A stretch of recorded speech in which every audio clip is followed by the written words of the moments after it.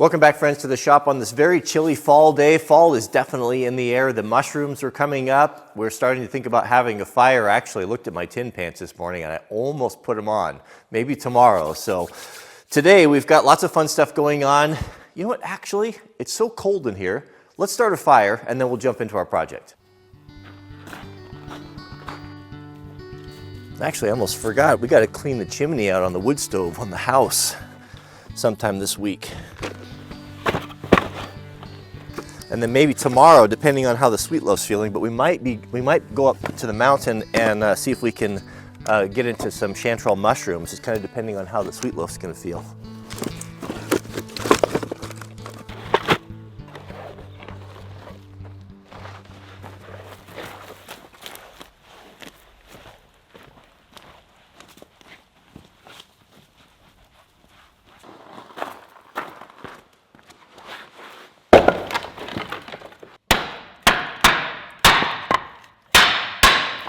What's a tough old one there.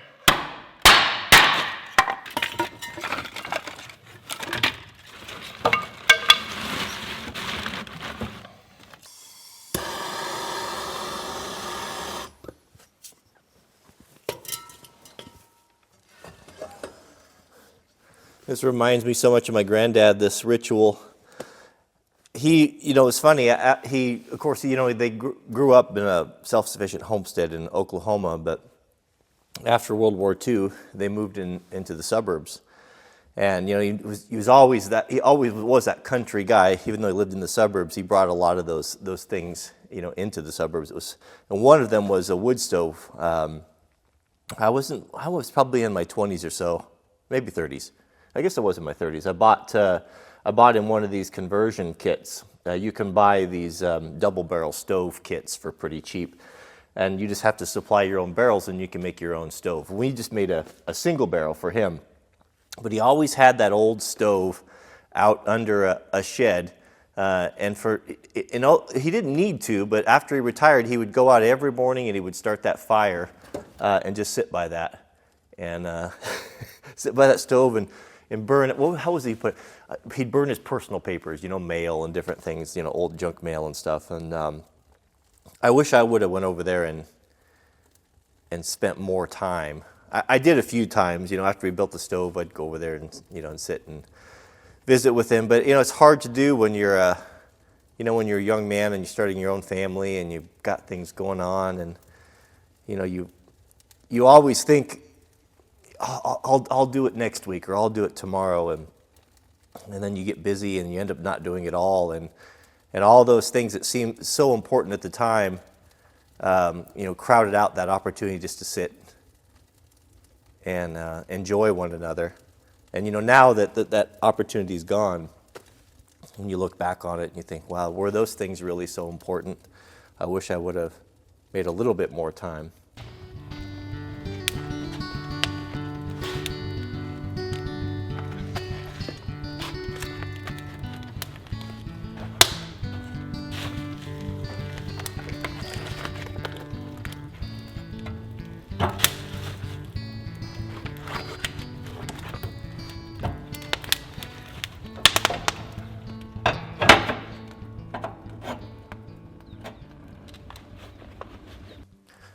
Let's take a look at what we got here. So on our shelves, we've got these nice cross braces here that are pre-drilled so we can put a nice shelf across there.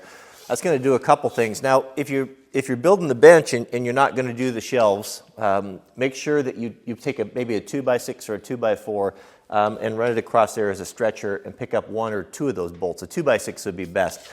And that's going to give it that shear strength. It's going to, if you move it around, you run the risk, because of all that leverage of breaking those legs off, it's going to make it very rigid. A crisscross would be best. If you could do like a half lap in the center, that would look nice, but one will do it. I think with the way we're doing it, the shelves will be more than enough to give it that strength. So what we have here is about 20 and a half, so 20 inches. So that'll be a nice round number, 20 inches. So that's 5 boards at 20. How do we get that? Well, that's going to be perfect for 4 2x6s. And I'll bet we've got something over here in the lumber stack. It's going to be just perfect for this. We've got some kiln dried 2x6 that ought to be just perfect.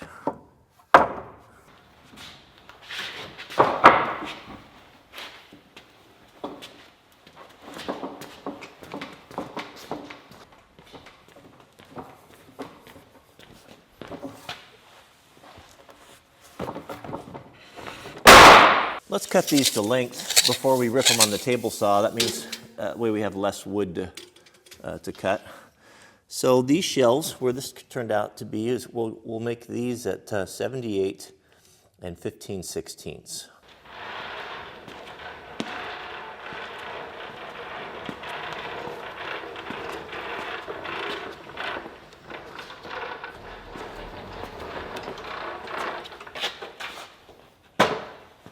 Boy, I just noticed walking by these 2x6s, something's really wrong here. We've got one of these with a terrible twist in it. It's not that one.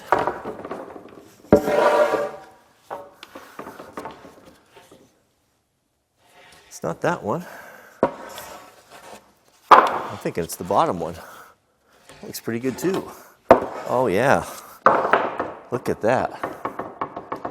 Well, that's starting with the shoe on the wrong foot.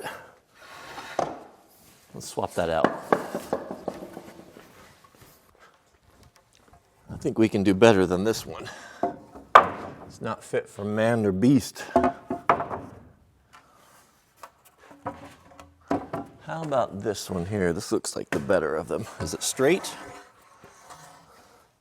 Yeah.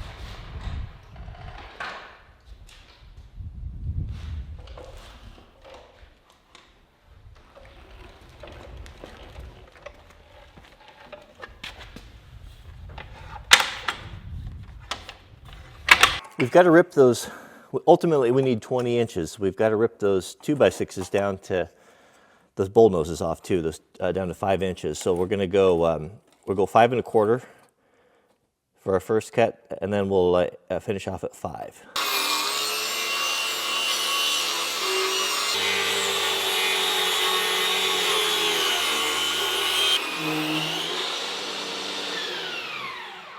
Now we've only 4 cuts left to make. We'll cut these last ones at 5 inches.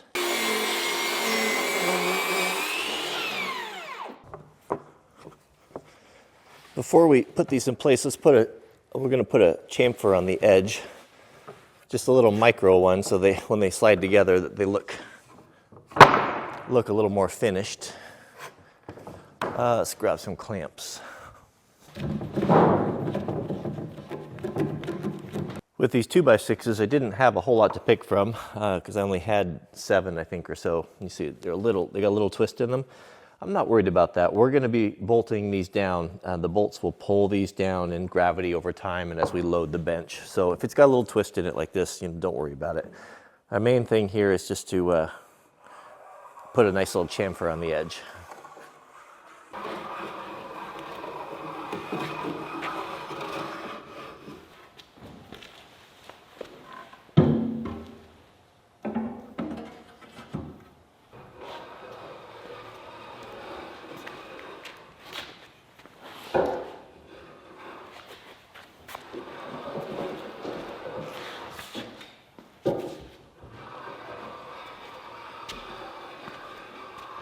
those 2x6s make for a pretty good shelf. That's a pretty good span right here. So if you're going to be putting stuff like really heavy, like maybe bolts or hardware or screws, you might want to, what you can do is use 2x4s instead, rip them down to 3 inches and put them on end.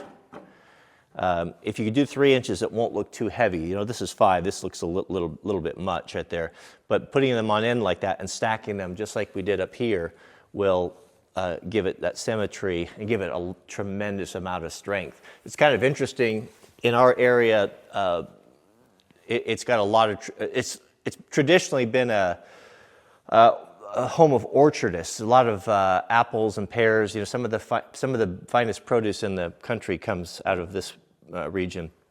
And a lot of the old buildings that now they're converting to restaurants and different things were warehouses for fruit. And fruit's heavy, of course, right, when you stack it, right? And it's really interesting to see as you go into some of these places that are now being turned into restaurants. They're stripping everything away so you can see the original framing.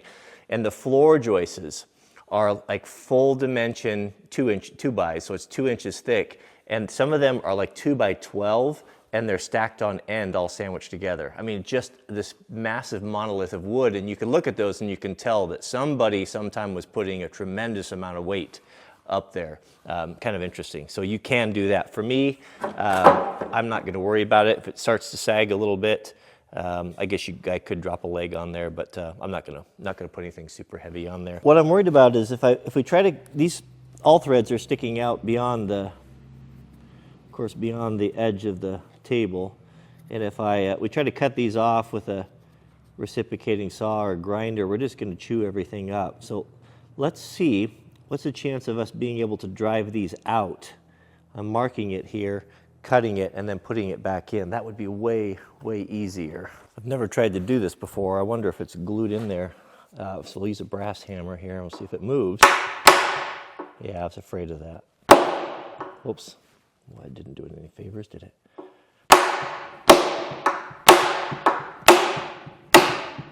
Oh, we got it.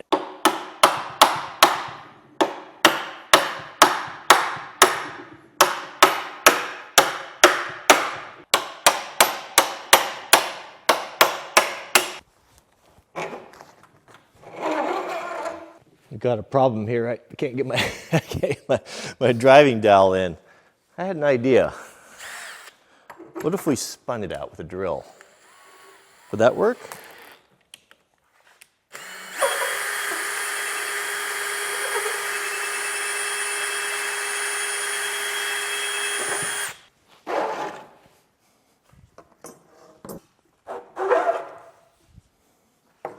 I'm not able to pull that one out, and I've got we could spin it out. That would take a long time. I think we red Loctited that, didn't we?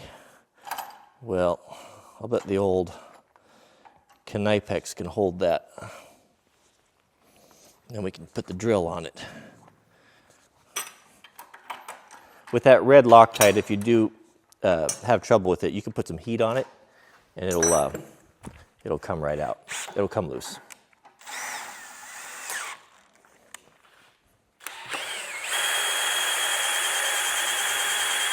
You know what, guys, I just had an idea. How about we don't put those back in, those all threads? There's no need for it. They simply were there to hold everything together until the glue set. But if you've ever dealt with wood glue, you know that if you try to separate it, typically it'll pull the fibers loose before the glue will fail. It's that strong. How cool would it be to take, I've got some really beautiful walnut, English walnut. These we drilled with the Forstner bit so the edges are nice and clean. If we put that walnut on the lathe and turn that down to the exact same size, that 1.25 inch that we used for that, we could fill that, inset that with those black walnut circles, and then plane that flush. How nice would that be? And then we would have the 7 walnut circles covering the holes instead of that ugly hardware. That would be really, really nice. That'd be one of those things that when you look at it, every time you look at it, it would just give you the fizz, right? It really would. Let's do that.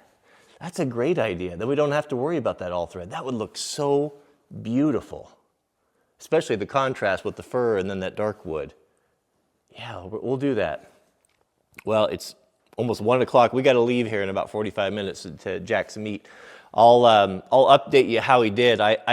He's been wanting something. I'll keep it as a surprise, but he's been saving his money for something, and I told him maybe I was a little bit exuberant in his how well he did at the last meet, but I told him that I would cover the rest of the cost of it if he comes in first for his team. Unfortunately, he's had a cold and bronchitis the last couple days, but he's going anyway, so maybe. Anyway, I'll bring you guys along for that. Thanks for watching. Sorry we didn't have time to get this wrapped up, but that's the way it goes sometimes. Keep us in your prayers, and may God bless you and your families, and we'll see you guys on the next video.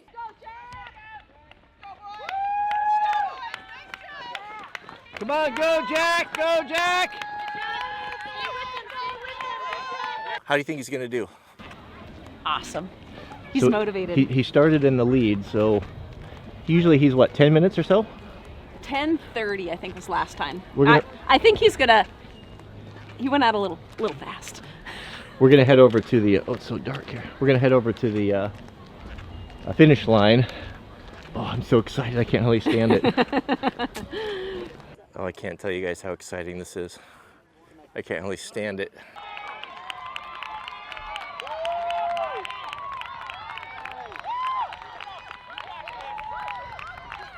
Go, Jack!